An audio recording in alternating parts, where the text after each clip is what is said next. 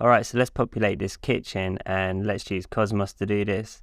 I'll go to 3D models, furniture, and kitchen furniture. And you can see I've already downloaded these kitchen cabinets. And let's also bring in these taller cabinets. And we're also going to want a fridge. So I'm going to bring this one in as well. And we can select these three. And I'm just going to pull them onto the back wall.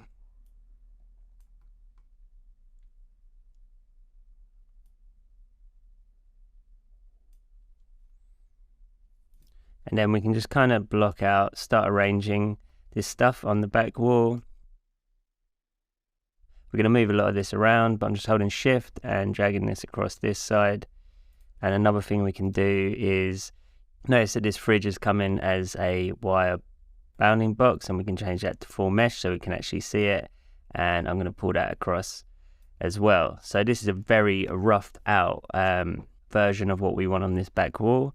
So to begin with, let's select this sink unit. And I'm going to use isolate, and this is a really quick way to hide everything else and work on one object at a time. The great thing with Cosmos assets is we don't actually just have to use them as they are. We can make edits, and we can do this by hitting duplicate to mesh, and that's duplicated this to a mesh. And we no longer need this Corona proxy, so I'm going to hit delete on the keyboard, and then we can select this one, isolate it, and notice it's now an editable mesh. So I'm going to right click and change it to an editable poly. And you may be able to achieve the same things with the editable mesh, but edit poly has a lot more options, and this is the one I use most of the time.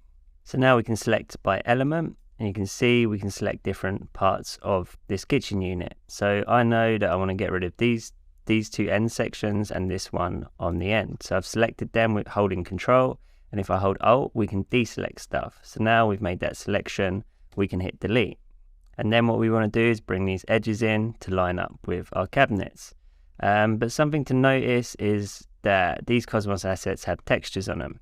So if I select these end verts and pull them in, notice that they start to go out of proportion. It started to squash here.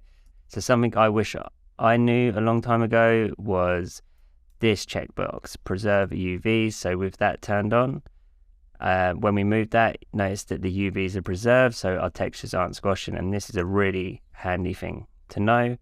So then with snaps on, we can snap that to the end of our cabinet.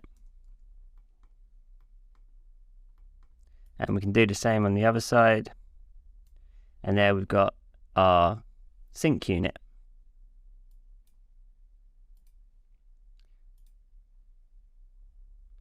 So I'm going to move that over here.